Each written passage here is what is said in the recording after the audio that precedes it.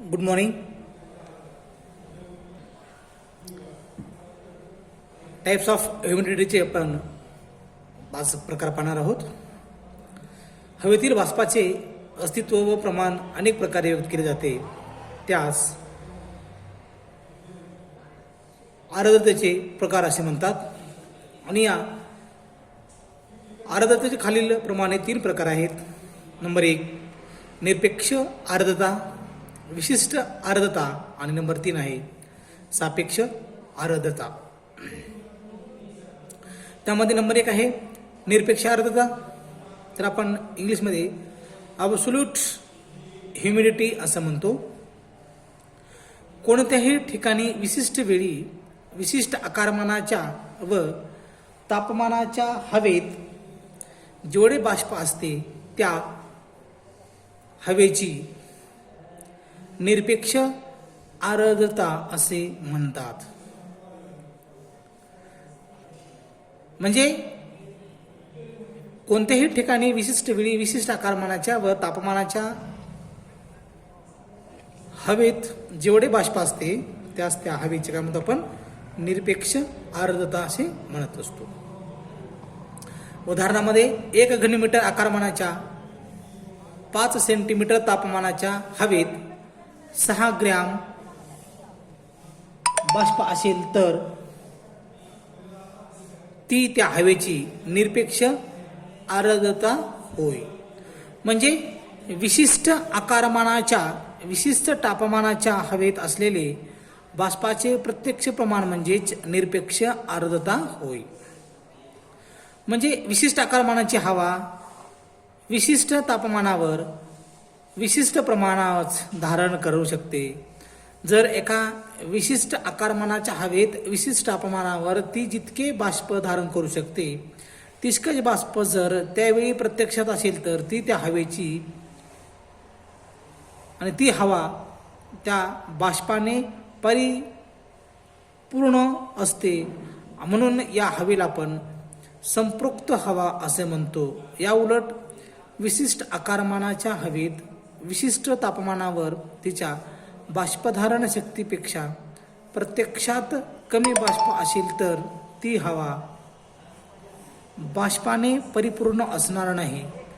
अशा हवेला असंपृक्त हवा असे म्हणतो. उदाहरणार्थ 5 सेंटीमीटर तापमानावर 1 घनमीटर हवेची बाष्पधारण शक्ती 7.4 ग्रॅम इतकी असते. तितकेच बाष्प त्या हवेत असेल तर 7 ग्रॅम ही त्या हवेची निरपेक्ष आर्द्रता होय. अशी या बाष्पाने परिपूर्ण असते म्हणून ती हवा बाष्प संपृक्त समजलं जाईल. परंतु त्याच हवेत त्या तापमानावर जर 5.9 ग्रॅम इतके बाष्प असेल तर ती हवा बाष्पाने परिपूर्ण असणार नाही. म्हणजे ती असंपृक्त हवा असेल. असंपृक्त हवा असेल कारण या हवेची निरपेक्ष आर्द्रता तिच्या बाष्पधारण शक्तीपेक्षा 1.5 ग्रॅमने कमी आहे. म्हणजे त्या हवेची बाष्पधारण शक्ती आणि निरपेक्ष आर्द्रता यातील फरक 1.5 ग्रॅम इतके आहे. या फरकालाच आपण संपृक्ततेची तूट सॅच्युरेशन डेफिसिट असं म्हणत असतो. म्हणजेच वातावरणाच्या खालच्या थरात हवेची निरपेक्ष आर्द्रतेचे प्रमाण जास्त असते तर उंचीनुसार निरपेक्ष आर्द्रतेचे प्रमाण कमी असते.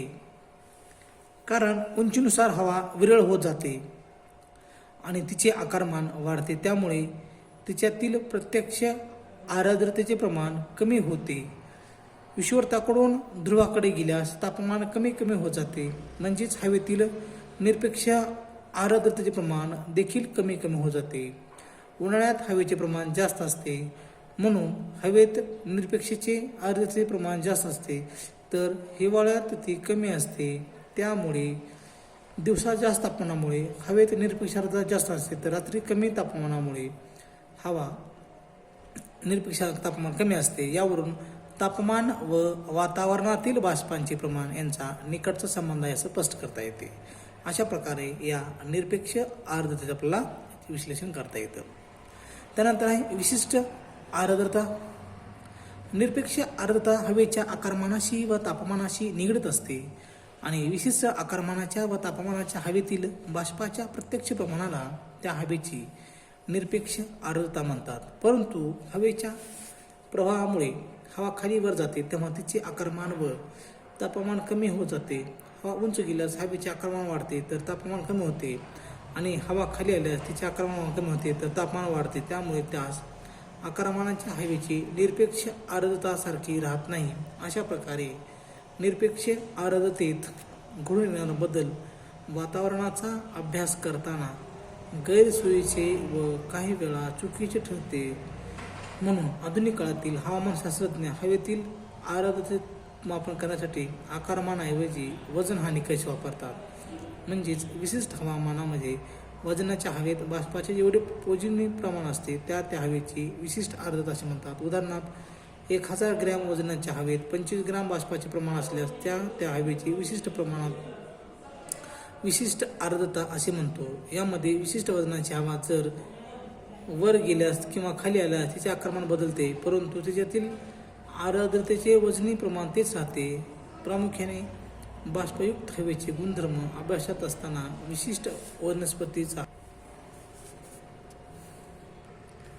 सापेक्ष आर्द्रता रिलेटिव्ह ह्युमिडिटी म्हणतात आपण. विशिष्ट आकारमानाच्या व तापमानाच्या हवेतील बाष्पाचे प्रत्यक्ष प्रमाण निरपेक्ष आर्द्रता व त्याच प्रमाणात व आकारमानाच्या हवेतील बाष्पधारण शक्ती यांच्या गुणोत्तराला सापेक्ष आर्द्रता असे म्हणतात. हवेतील सापेक्ष आर्द्रता म्हणजेच गुणोत्तराने तसेच टक्केवारीत व्यक्त केले जाते. हवेची सापेक्ष आर्द्रता काढत असताना बाष्प संपृक्त हवेची आर्द्रता 100% गृहीत धरतात आणि या बाष्प संपृक्त हवेची तुलना असंपृक्त हवेशी धरून कोणत्याही ठिकाणी हवेची सापेक्ष आर्द्रता काढण्यात येते. सापेक्ष आर्द्रता खालीलप्रमाणे किंवा खाली सूत्राच्या आधारे काढता येते. सूत्र तर पाहू. सापेक्ष आर्द्रता बरोबर हवेतील आर्द्रतेचे वास्तविक प्रमाण भागिले त्या हवेची बाष्पधारण शक्ती गुणिले 100 किंवा सापेक्ष आर्द्रता बरोबर निरपेक्ष आर्द्रता भागिले त्या हवेची बाष्पधारण शक्ती गुणिले 100. उदाहरणार्थ 15 अंश सेंटीमीटर तापमानाच्या 1 घनमीटर आकारमानाच्या हवेची निरपेक्ष आर्द्रता 13.4 ग्रॅम असल्यास तिची सापेक्ष आर्द्रता किती असेल?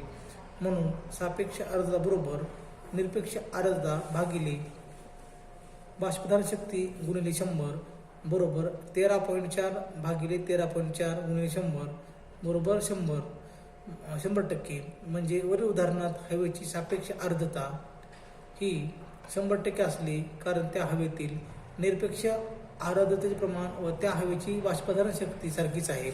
म्हणून हवेची सापेक्ष आर्द्रता जेव्हा 100% येते तेव्हा ती हवा बाष्प संपृक्त असते. म्हणजेच बाष्प संपृक्त हवेची सापेक्ष आर्द्रता 100% असते. अशा प्रकारचा सापेक्ष आर्द्रता सांगता येईल. उदाहरण 30 अंश सेल्सिअस तापमानाच्या 1 घनमीटर आकारमानाच्या हवेची निरपेक्ष आर्द्रता 25 ग्रॅम असल्यास तिची सापेक्ष आर्द्रता किती असेल? म्हणून सापेक्ष आर्द्रता बरोबर निरपेक्ष आर्द्रता भागिले बाष्पधारण शक्ती गुणिले 100 म्हणून 25 भागिले 37.7 गुणिले 100 बरोबर 81.83%. म्हणजे वरील उदाहरणात हवेची सापेक्ष आर्द्रता आहे किती आहे? 81.83% आहे.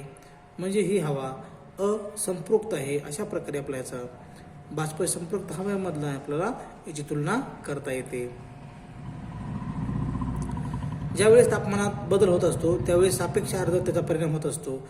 असंपृक्त हवेचे तापमान कमी झाल्यास तिची सापेक्ष आर्द्रता वाढते व एका विशिष्ट तापमानात ती 100% होऊन हवा बाष्प संपृक्त होत असते. तर बाष्प संपृक्त हवेचे तापमान वाढल्यास तिची सापेक्ष आर्द्रता कमी होऊन हवा संपृक्त होते. खालील सारणे 0 अंश सेल्सिअस तापमानावरील 1 घनमीटर संपृक्त हवेतील बाष्पाच्या प्रमाणात बदल न करता तिच्या तापमानात वाढ केल्यास तिची सापेक्ष आर्द्रता कशा कमी होते हे स्पष्ट होते. उदाहरणामध्ये बघा. घनमीटर हवा तापमान अंश सेल्सिअसमध्ये 0 अंश सेल्सिअसला बाष्पधारण निरपेक्ष आर्द्रता ग्रॅममध्ये 5.5 असते. आणि सापेक्ष आर्द्रता किती 100%. तापमान 5 अंश 5.5 74.1, 100 5.5 55%, 15 5.5 10 5.5 55%, 15 5.5 41%, 20 5.5 30.9%. म्हणजे हे आपल्या या घनमीटर हवेतील असणारे निरपेक्ष आर्द्रता ग्राममध्ये आणि सापेक्ष आर्द्रता ग्राममध्ये प्रमाणे आपल्याला सांगता येते. सांद्रीभवन याच्या अनुषंगाने आपण विचार करू. कंडिशन्स हा घटक सुद्धा आपल्या हवेतील अत्यंत महत्त्वाचा घटक म्हणून याकडे आपण पाहिलं जातं, ज्यामध्ये असंपृक्त हवेचे तापमान कमी कमी होत गेल्यास तिची बाष्पधारण शक्ती कमी होत जाते आणि शेवटी अशी एक स्थिती येते की शारीरिक तापमानाच्या पातळीवरती असंपृक्त हवा बाष्प संपृक्त होते, म्हणजे तिची सापेक्ष आर्द्रता 100% होते. म्हणून असंपृक्त हवा ज्या ठराविक तापमानाच्या पातळीवर संपृक्त होते त्या तापमानाच्या पातळीला दवांश किंवा दवबिंदू असे म्हणतो. उदाहरणामध्ये 1 घनमीटर आकारमानाच्या हवेत 20 अंश सेल्सिअस तापमानावर 13.4 ग्रॅम इतके बाष्प आहे, म्हणजेच हवा असंपृक्त आहे. या हवेचे तापमान कमी होत जाऊन 15 अंश सेल्सिअसचे तापमान ती बाष्प समतोल होईल, कारण 1 घनमीटर आकारमानाच्या हवेत 15 अंश सेल्सिअस तापमानावर जास्तीत जास्त बाष्पशक्ती 13.4 ग्रॅम इतकी असते. अशा प्रकारे 20 अंश सेल्सिअस तापमानाची असंपृक्त हवा 15 अंश सेल्सिअस तापमानावर संपृक्त होते, म्हणजे तापमानाच्या या पातळीला दवांश किंवा दवबिंदू असे म्हणत असतो. अशा प्रकारे या सांद्रीभवनातील पहिला जो प्रकार आहे तो दवांश किंवा दवबिंदूचा आपण ड्यू पॉईंट असं म्हणत असतो. त्यानंतर आहे सांद्रीभवन कंडिशन इंग्लिशमध्ये. सांद्रीभवनाचा वायुरूप पदार्थाचे द्रवरूप रूपांतर होण्याच्या क्रियेला आपण सांद्रीभवन असे म्हणत असतो. म्हणजेच वायुरूप पदार्थाचे द्रवरूप पदार्थात रूपांतर होण्याच्या क्रियेला सांद्रीभवन असं म्हणत असतो. हवेचे तापमान दवांश किंवा दवबिंदूच्या खाली गेल्यास दवबिंदूवर जी हवा जास्तीत जास्त बाष्पधारण करू शकते तितकेच बाष्पधारण करून जास्तीत जास्त बाष्पाचे जलकणांत किंवा हिमकणांत रूपांतर होते आणि या क्रियेलाच आपण सांद्रीभवन असे म्हणतो. म्हणजेच या क्रियेत वायुरूप बाष्पाचे रूपांतर द्रवरूप पाण्यात किंवा हिमकणात होते आणि या हवेला आपण दमांश प्राप्त झाल्यावर त्या हवेचे तापमान आणखीन कमी झाल्यास किंवा ती हवा आणखीन थंड झाल्यास तिथेतील जास्तीत जास्त बाष्पांचे सांद्रीभवन होण्याची क्रिया सुरू होते. वरील उदाहरणामध्ये 20 अंश सेल्सिअस तापमानाची 1 घनमीटर हवा 15 अंश सेल्सिअस तापमानावर संपर्क होते आणि या हवेचे तापमान आणखीन कमी होते, म्हणजे 10 अंश सेल्सिअस झाल्यावर त्या हवेतील जास्तीत जास्त बाष्पधारण शक्ती 10 ग्रॅम इतकी असते, परंतु प्रत्यक्ष त्या हवेचे 13.4 ग्रॅम बाष्प आहे. म्हणून 10 ग्रॅम सेल्सिअस तापमानावर ती जितके बाष्पधारण करू शकते तितके बाष्पधारण करून उरलेल्या किंवा जास्तीच्या प्रमाणामध्ये म्हणजेच 3.4 ग्रॅम बाष्पाचे रूपांतर जलकणात किंवा हिमकणात होते. यालाच आपण सांद्रीभवन किंवा घनीभवन असं म्हणत असतो. अशा प्रकारचा आपला हा सांद्रीभवन या ठिकाणी आपला 30 अंश सेल्सिअस तापमानाच्या 1 घनमीटर आकारमानाच्या हवेत 10 ग्रॅम बाष्प किंवा निरपेक्ष आर्द्रता असून त्या हवेचे तापमान 5 अंश सेल्सिअसच्या फरकाने कमी कमी होत गेल्यास त्या हवेची स्थिती खालीप्रमाणे बदलत जाईल. आपण दिलेला खाली टेबल पाहू आपण. तापमान अंश सेल्सिअसमध्ये निरपेक्ष आर्द्रता ग्रॅममध्ये हवेची स्थिती आणि शेरा आहे. तापमान अंश सेल्सिअसमध्ये 30 अंश सेल्सिअस तापमान आहे, तर त्या 30 अंश सेल्सिअस तापमानामध्ये निरपेक्ष आर्द्रता 10 ग्रॅम आहे, म्हणून ती हवा असंपृक्त आहे. 25 अंश सेल्सिअस तापमान आहे, त्यामध्ये 10 ग्रॅम निरपेक्ष आर्द्रता आहे, म्हणून ती पण हवा असंपृक्त आहे. 20 अंश सेल्सिअस तापमान आहे, 10 अंश निरपेक्ष आर्द्रता आहे, म्हणून ती पण हवा असंपृक्त आहे. 15 अंश सेल्सिअस तापमान आहे, 10 अंश निरपेक्ष आर्द्रता आहे, म्हणून हे पण हवेची स्थिती ही कशी आहे असंपृक्त आहे. 10 अंश सेल्सिअस तापमान आहे, निरपेक्ष आर्द्रता 10 अंश आहे, म्हणून ती हवा संपृक्त आहे. 5 अंश तापमान आहे, निरपेक्ष आर्द्रता 10 अंश आहे, 10 ग्रॅम आहे, म्हणून ही हवा निरपेक्ष संपृक्त हवा आहे. म्हणजेच 10 - 74 7.4 बरोबर 2.6 ग्रॅम म्हणजे बाष्पाचे सांद्रीभवन होतं. वरील प्रमाण आपल्याला या सारणीवरून या ठिकाणी बाष्पाचं सांद्रीभवन होण्यासाठी जी क्रिया लागते त्या ग्रीनहाऊस गॅसचा आपण या ठिकाणी अभ्यास करत असतो. त्यानंतर आहे सांद्रीभवनाचे रूप. फॉर्म ऑफ द कंडिशन्स म्हणतो त्याला आपण. सांद्रीभवनाच्या रूपामध्ये दव, दहीवर, राईम, हिम, गारा, हिमवृष्टी, धुके, डग, पर्जन्य इत्यादी सांद्रीभवनाची विविध रूपे आपल्याला सांगता येतात. यातील दव असेल, दहीवर असेल, राईम असेल, हिम, गारा, हिमवृष्टी आणि पर्जन्य या सांद्रीभवनाच्या रूपांचा समावेश वृष्टी या संज्ञेत केला जातो. तर धुके आणि ढग या दोन सांद्रीभवनाच्या रूपांचा अंतर्भाव वृष्टीमुळे केला जात नाही. वृष्टीचा अभ्यास करण्यापूर्वी धुके व मेघ या दोन सांद्रीभवनाच्या रूपाविषयी थोडक्यात माहिती घेऊ आपण. धुके. दिवसा सूर्याच्या उष्णतेमुळे हवेचे तापमान जास्त असते, त्यामुळे हवेची बाष्पधारण शक्ती जास्त असते, म्हणून हवेत बाष्पाचे प्रमाण जास्त असते. तर रात्री भूपृष्ठाला मिळालेल्या उष्णतेचे उत्सर्जन झाल्यामुळे भूपृष्ठ थंड पडते, त्यामुळे भूपृष्ठालगतच्या हवेचे तापमान कमी होते. परिणामी हवेतील सापेक्ष आर्द्रता वाढते. तापमान दवांक पातळीवर येताच हवेची सापेक्ष आर्द्रता 100% होते, म्हणजेच हवा बाष्पसंपृक्त होते. अशा बाष्पसंपृक्त हवेचे तापमान आणखी कमी झाल्यास हवेतील बाष्पाचे प्रमाण सांद्रीभवन होते, त्यामुळे हवेतील बाष्पाचे सूक्ष्म जलकणात रूपांतर होते आणि हे सूक्ष्म जलकण हवेतील धूलिकणाभोवती जमतात आणि वातावरणात जलकणात रूपांतर होते. हे सूक्ष्म जलकण हवेतील सूक्ष्मभोवती जमतात आणि वातावरणात तरंगतात. वातावरणातील धूलिकणाभोवती जमा होणाऱ्या जलकणाच्या दृश्य रूपालाच आपण धुके असे म्हणतो. धुके हे भूपृष्ठलगतचे ढगच असून ढगाप्रमाणे धुक्याचे स्थलांतर होते, म्हणजेच ते एका ठिकाणी स्थिर राहू शकत नाही, ते एका ठिकाणी दुसऱ्या ठिकाणी धुक्याचे वहन होते. अशा प्रकारच्या या ठिकाणी आपल्याला धुकं किंवा फॉग असं म्हणत असतो. त्यानंतर आहे धुक्याची निर्मिती. धुके हे धुक्याची निर्मितीनुसार धुक्याचे वियोजन धुके, अभिवहन धुके आणि सीमांत धुके, वाफ धुके इत्यादी प्रकार पडतात. पर्जन्यापेक्षा धुक्याचे महत्त्व कमी असले तरी मानवी जीवनात वृष्टीच्या इतर प्रकारापेक्षा धुक्याचे महत्त्व अधिक आहे. धुक्यामुळे जलवाहतूक, विमान वाहतूक व मोटार वाहतूक यांच्यावर अडथळा निर्माण होतो. धुक्यामुळे दृश्यता कमी होते. होत असल्या कारणाने मोटार वाहनांचे अपघात होण्याची शक्यता असते. तसे धुक्यांची पिकांना अपघात ठरतात. अशा प्रकारे आपल्याला या ठिकाणी धुके या ठिकाणी सांगता येईल. त्यानंतर आहे क्लाउड किंवा ढग. ढग हे देखील सांद्रीभवनाचे एक रूप आहे. बाष्पयुक्त हवा ऊर्ध्वगामी दिशेने वर गेल्यास त्यामुळे उंचीनुसार त्याचे तापमान कमी होत जाते.